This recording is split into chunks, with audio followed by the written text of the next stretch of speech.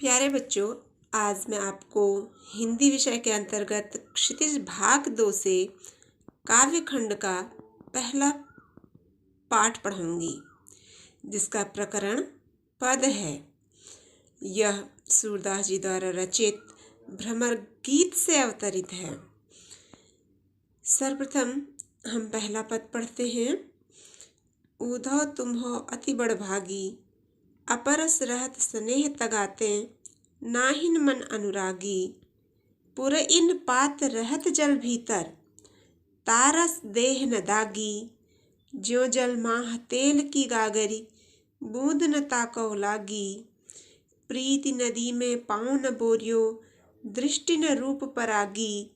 सूरदास अबला हम भोरी, गुर चाटी ज्यों पागी।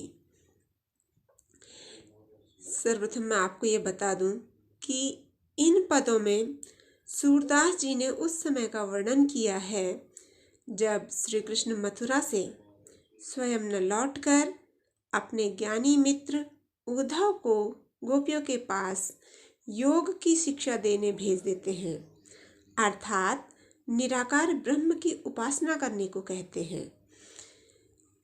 इस पद में गोपियां उद्धव पर व्यंग करते हुए कहती हैं कि हे उद्धव, तुम बहुत ही भाग्यशाली हो। अति मने बहुत, बड़ भागी मने भाग्यवान, भाग्यशाली। तुम बहुत ही भाग्यवान हो। अपरस रहत स्नेह तगाते। अपरस मीन्स होता है दूर, स्नेह प्रेम, तगा धागा। तुम प्रेम रूपी धागे से दूर रहे, अर्थात तुम श्री कृष्ण के प्रेम से दूर रहे। नाहिन मन अनुरागी, और नहीं तुम्हारा मन प्रेम में डूबा। कहने का तात्पर्य यह है कि तुम श्री कृष्ण के साथ थे, लेकिन श्री कृष्ण के साथ रहते हुए भी तुम्हारा मन प्रेम में कैसे नहीं डूबा। पुर इन पात रहत जल भीतर, तारस देह न दागी। गोपियां कहती हैं कि तुम तो पूरे इन पात, कमल के पत्ते की तरह हो, जो जल के भीतर तो रहता है लेकिन उसमें कोई भी दाग धब्बा नहीं लगता। कमल का पत्ता पानी के भीतर रहता है, लेकिन उसमें जब उसे बाहर निकालते हैं तो पानी की बूंद उस पर नहीं होती है। तो ठीक उसी प्रकार से गोपियां उद्धव की तुलना कर रही हैं, कहती हैं कि तुम तो कमल के पत्ते की तरह हो, जो जल में रहते हुए भी उससे दूर रहता है, उसके दाग धब्बों से दूर रहता है।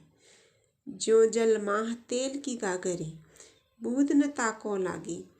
ज्यों मने जिस प्रकार तेल की गागरी, जो गगरी होती है, यदि उस पर बाहर से तेल का लेप कर दिया जाए तो वो जल माह, जल में रहते हुए भी बूंद न ताको लागी, उस पर एक भी बूंद नहीं लगता, उसमें पानी की बूंद लगती ही नहीं है, वो गीला नहीं होता है।